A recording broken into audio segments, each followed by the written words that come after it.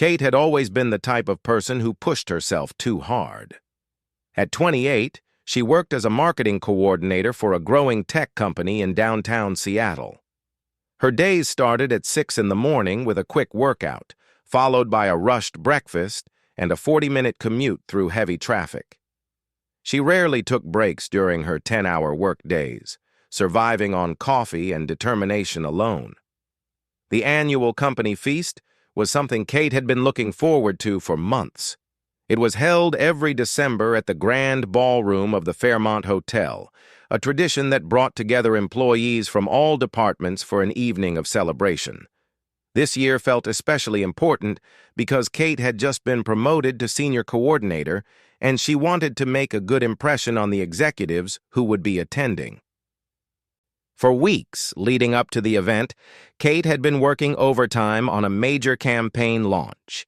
She stayed late at the office every night, skipped lunches, and barely managed 5 hours of sleep each night. Her friends and family had noticed she looked tired, but Kate brushed off their concerns with her usual bright smile and claims that she was perfectly fine.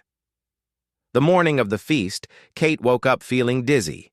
She sat on the edge of her bed for a moment, waiting for the room to stop spinning. When she stood up, black spots danced across her vision. She grabbed the dresser to steady herself and took several deep breaths. After a few minutes, the dizziness passed, and she convinced herself it was just because she had gotten up too quickly. Kate spent the entire day preparing for the evening. She had her hair done at the salon, picked up her navy blue dress from the dry cleaner, and even treated herself to a manicure. Despite feeling increasingly tired throughout the day, she was excited about the party. She had been working so hard lately that she deserved one night to relax and enjoy herself. William Patterson was the company's chief financial officer, a position he had held for 3 years. At 35, he was known throughout the office as someone who was both brilliant with numbers and genuinely kind to everyone he met. He had a reputation for remembering birthdays, asking about family members, and always being willing to help a colleague in need. Kate had worked with William on several projects over the past 2 years, but their interactions had been mostly professional. She respected his expertise and appreciated that he never talked down to people, even when explaining complex financial concepts. William, for his part, had noticed Kate's dedication and intelligence, though he was concerned about how hard she seemed to be pushing herself lately. The ballroom looked magical that evening. Hundreds of tiny lights were strung across the ceiling, creating the effect of dining under the stars. Round tables covered in white linens were arranged throughout the space, each decorated with centerpieces of red and gold flowers. A live jazz band played softly in one corner, while servers moved gracefully between tables, offering appetizers and drinks. Kate arrived at 7 o'clock, just as the cocktail hour was beginning. She had taken extra care with her appearance, hoping to project confidence and success. Her dress fit perfectly, and she had chosen her grandmother's pearl earrings for good luck. As she entered the ballroom, several colleagues complimented her appearance, which boosted her spirits despite the persistent fatigue she was feeling. The first hour of the party went smoothly. Kate mingled with co-workers, chatted with clients, and even managed to have a brief conversation with the company president about her recent promotion. She accepted a glass of champagne from a passing server, though she had barely eaten anything since breakfast. The alcohol hit her system quickly, making her feel lightheaded, but she attributed it to the excitement of the evening. William noticed Kate from across the room during the cocktail hour. She looked beautiful, but he could see something in her posture that concerned him. She seemed to be gripping her champagne glass tightly, and once or twice he saw her reach out to steady herself against a nearby table or chair. He made a mental note to keep an eye on her throughout the evening. When dinner was announced, Kate found her assigned seat at a table near the front of the room. She was pleased to discover that William was seated just 2 tables away, along with other members of the senior management team. The first course was a delicate butternut squash soup, followed by a salad of mixed greens with pomegranate seeds and goat cheese. Kate tried to eat, but found that she had very little appetite. The smell of the food, which should have been appetizing, instead made her feel slightly nauseous. She managed a few spoonfuls of soup and picked at her salad, pushing the food around her plate to make it look like she had eaten more than she actually had. Her table mates were engaged in animated conversation about holiday plans and upcoming projects, and Kate did her best to participate despite feeling increasingly unwell. As the main course was served, Kate realized that the room felt uncomfortably warm. She glanced around to see if others seemed affected by the temperature, but everyone else appeared comfortable. She discreetly fanned herself with her napkin and took small sips of ice water, hoping to cool down. The dizzy feeling from that morning was returning, accompanied by a growing sense that something was seriously wrong. William was enjoying dinner with his colleagues when he happened to glance over at Kate's table. Even from a distance, he could see that she looked pale. Her usual animated gestures seemed forced, and she kept touching her forehead as if she had a headache. Something about her body language triggered his protective instincts, though he tried to convince himself that he was probably overreacting. The main course was herb-crusted salmon with roasted vegetables, beautifully presented on white china plates. Kate stared at the food in front of her, knowing she should eat, but feeling completely unable to take even one bite. The sight and smell of the fish made her stomach turn. She reached for her water glass and noticed that her hand was trembling slightly. Around her, the conversation continued to flow. Her tablemates were laughing about a funny incident that had happened in the office the previous week, but their voices seemed to be coming from very far away. Kate tried to focus on what they were saying, but the words kept becoming unclear, as if she were listening to them underwater. Kate tried to take a deep breath, but it felt like the air in the ballroom had become thick and heavy. She loosened the small scarf she was wearing around her neck and unbuttoned the top button of her dress jacket. The sensation of the room spinning was getting stronger, and she gripped the edge of the table to anchor herself. Her table-mate, Sarah, who worked in human resources, was telling an amusing story about her weekend trip to the mountains. Kate wanted to laugh along with the others, but she could barely process what Sarah was saying. The words seemed to echo strangely, and Kate found herself blinking repeatedly, trying to clear her vision, which was becoming increasingly blurry around the edges. William had been trying to focus on his conversation with the marketing director, but his attention kept drifting to Kate's table.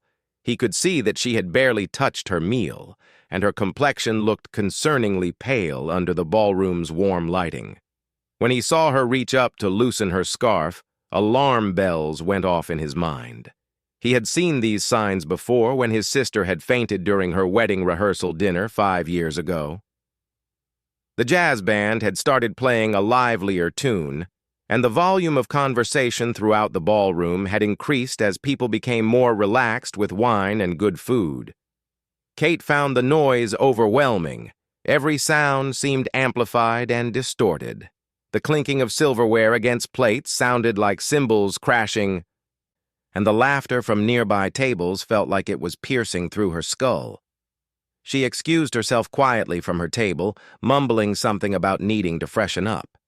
Kate stood slowly, gripping her chair for support. For a moment, she thought she might be able to make it to the restroom where she could splash some cold water on her face and pull herself together. But as she took her first step away from the table, the room tilted dramatically to one side. Kate felt as though she were on a ship in rough seas. The floor beneath her feet seemed to be moving like waves, and she couldn't tell which direction was up. She reached out blindly, trying to find something solid to hold on to. Her vision was now filled with dancing black spots, and a rushing sound filled her ears like wind through a tunnel. William had been watching discreetly, and when he saw Kate stand up unsteadily, he immediately excused himself from his table. He had taken only 3 steps in her direction when he saw her stumble. Moving quickly but trying not to cause a scene, he wove between tables toward her, his heart racing with concern. Kate's legs felt like they were made of water. She could see the restroom sign across the room, but it seemed impossibly far away. The faces of people at nearby tables blurred together into a kaleidoscope of colors. She tried to call out for help, but her voice came out as barely a whisper. Her breathing had become shallow and rapid, and she could feel cold sweat breaking out across her forehead. The moment Kate began to collapse, William was there. He had covered the distance between them with surprising speed, arriving just as her knees buckled. His strong arms caught her before she could hit the floor, one arm around her back and the other supporting her knees. Kate's head fell back against his shoulder, her eyes fluttering closed. "I've got you," William said quietly, his voice calm but urgent. "You're going to be okay." The immediate area around them had gone silent, with nearby diners turning to stare at the commotion. William could feel Kate's pulse racing against his arm where he supported her back. Her skin was clammy and pale, but she was still breathing steadily, which relieved him somewhat. "Someone call for medical assistance," William called out, his authoritative voice carrying across the nearby tables. "And please ask the staff to clear a path to a quiet area." Within moments, the hotel's event coordinator appeared at William's side, along with two servers who began gently moving chairs and concerned onlookers out of the way. The jazz band, sensing the need for less stimulation, switched to a much quieter, slower piece. Kate's consciousness flickered in and out like a faulty light bulb. She was vaguely aware of being carried, of William's steady heartbeat against her cheek, of worried voices around her. She tried to speak, to explain that she was fine and didn't need all this attention, but her tongue felt too heavy to form words. William carried Kate to a small side room that the hotel manager had quickly opened for them. It was a private dining area with soft lighting and comfortable chairs. He gently placed her in a large armchair and knelt beside her, keeping one hand on her wrist to monitor her pulse while using his other hand to carefully brush her hair away from her face. "Kate, can you hear me?" he asked softly. "You're safe now. Just try to breathe slowly and deeply." Kate's eyelids fluttered open, and she found herself looking into William's concerned brown eyes. She was confused about where she was and what had happened. The last thing she clearly remembered was standing up from the dinner table. Everything after that was a blur of sounds and sensations. "William?" she whispered, her voice hoarse and uncertain. "What happened? Did I—" "You fainted," he explained gently, settling into the chair next to hers. "You've been pushing yourself too hard lately, and your body finally said enough is enough." The hotel manager appeared with a glass of cold water and some crackers, while the event coordinator hovered nearby with a first aid kit. William thanked them both and asked them to give Kate some space to recover. He helped her take small sips of water and encouraged her to try eating a few bites of crackers to get her blood sugar back up. As Kate's head began to clear, she felt mortified by what had happened. This was supposed to be her night to shine, to celebrate her promotion and network with the company's leadership. Instead, she had made a spectacle of herself in front of everyone, including William, whose opinion she valued more than she had previously realized. "I'm so embarrassed," Kate said, covering her face with her hands. "Everyone was watching. What must they think?" William reached over and gently pulled her hands away from her face. "They think that you're someone who works incredibly hard and occasionally needs to be reminded to take care of herself," he said with a kind smile. "There's nothing embarrassing about that." Kate looked at him with surprise. She had expected judgment or perhaps annoyance that her medical episode had disrupted the evening. Instead, William's expression showed only genuine concern and understanding. She realized that in all their professional interactions, she had never seen this more personal, caring side of him. "You don't have to stay here with me," Kate said, though she secretly hoped he would. "You should go back to the party. I'm sure there are important people you need to talk to." William shook his head firmly. "The most important thing right now is making sure you're okay," he replied. "Everything else can wait." As they sat together in the quiet room, Kate found herself really looking at William for perhaps the first time. She noticed the way his eyes crinkled slightly when he smiled, the gentle way he moved, and how his presence made her feel safe and cared for. She realized that her feelings toward him were shifting from professional respect to something much more personal. Over the next 30 minutes, William stayed by Kate's side as her strength gradually returned. The color came back to her cheeks, and her breathing returned to normal. They talked quietly about work at first, but gradually their conversation became more personal. William shared stories about his own struggles with work-life balance when he first started in corporate finance, and Kate found herself opening up about the pressure she felt to prove herself in her new role. "You know," William said thoughtfully, "I've been watching your work for the past 2 years, and I've been consistently impressed. You don't need to prove anything to anyone. Your results speak for themselves." Kate felt a warm glow at his words, but also a twinge of realization. "I think I've been so focused on trying to be perfect that I forgot to take care of the basics," she admitted. "I can't even remember the last time I had a proper meal or a full night's sleep." William nodded understandingly. "I went through the same thing when I was promoted to department head. I thought that working 18-hour days would show everyone how dedicated I was, but all it showed was that I didn't know how to manage my time effectively." As they continued talking, Kate became aware of sounds from the main ballroom indicating that the party was winding down. She felt guilty for keeping William away from the networking and socializing that these events were meant for, but every time she suggested he should return to the party, he insisted he was exactly where he wanted to be. "I should probably call someone to drive me home," Kate said eventually, though she was reluctant to end this unexpected intimate conversation. "I don't think I should be driving tonight." "I'll take you home," William offered immediately. "My car is in the hotel parking garage, and I want to make sure you get there safely."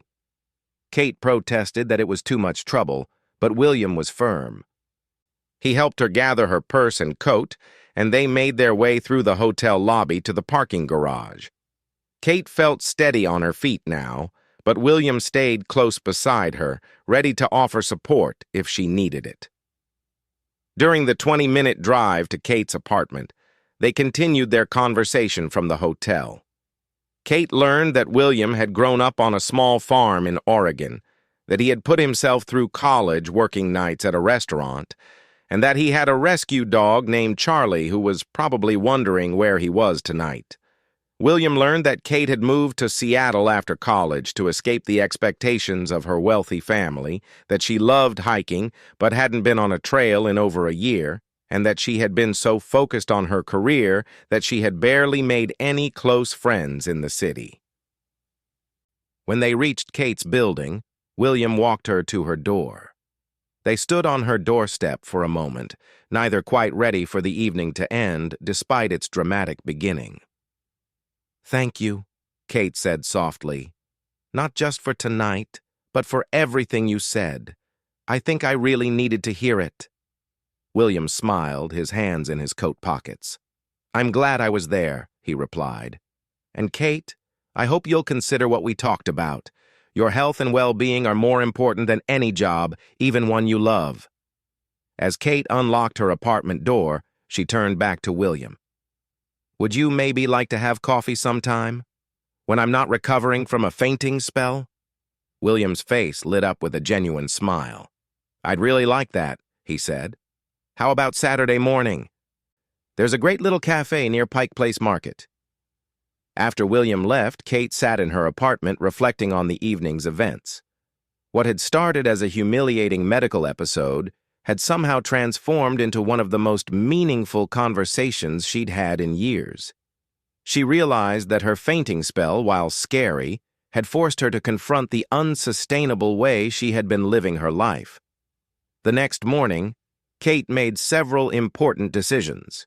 She scheduled a doctor's appointment to make sure there were no underlying health issues causing her fainting spell. She also decided to start saying no to non-essential overtime and to make her health a priority.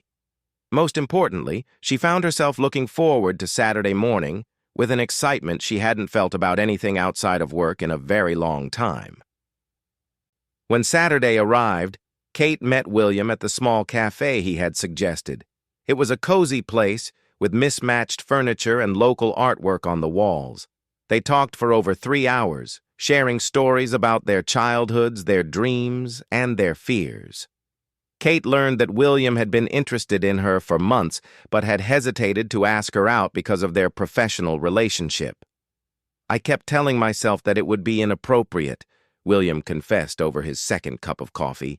"But when I saw you collapsing the other night, all I could think about was how much I cared about you and how I wished I had told you sooner." Kate reached across the small table and placed her hand over his. "I'm glad you waited until the right moment," she said with a smile. "Even if that moment happened to involve me fainting in front of half the company." Their relationship developed slowly over the following months. William was patient with Kate as she learned to create better boundaries between her work and personal life. Kate discovered that she could be just as effective at her job while working reasonable hours and taking care of her health. She also learned that having someone who cared about her well-being made her want to take better care of herself. By the following December, Kate and William had been dating for nearly a year. At that year's company feast, Kate made sure to eat properly throughout the day and pace herself during the cocktail hour. As they danced together during the party, William whispered in her ear, "You look absolutely radiant tonight. How are you feeling?" Kate smiled up at him, remembering how different things had been exactly 1 year ago. "I feel wonderful," she replied honestly, "strong, healthy, and incredibly happy." William spun her around the dance floor, both of them laughing with pure joy. Kate realized that sometimes the most unexpected events can lead to the most beautiful outcomes. Her moment of weakness had become the beginning of not just a loving relationship, but a completely transformed approach to life that prioritized wellness, balance, and genuine connection with others. As the evening wound down, Kate reflected on how much her life had changed. She had learned to listen to her body's signals, to ask for help when she needed it, and to value relationships as much as professional achievements. Most importantly, she had learned that true strength sometimes meant admitting vulnerability and accepting support from those who care about you. The story of Kate's fainting spell became a fond memory that she and William would share for years to come. A reminder of the night when everything changed for the better, and proof that sometimes the most challenging moments can lead to the most beautiful beginnings.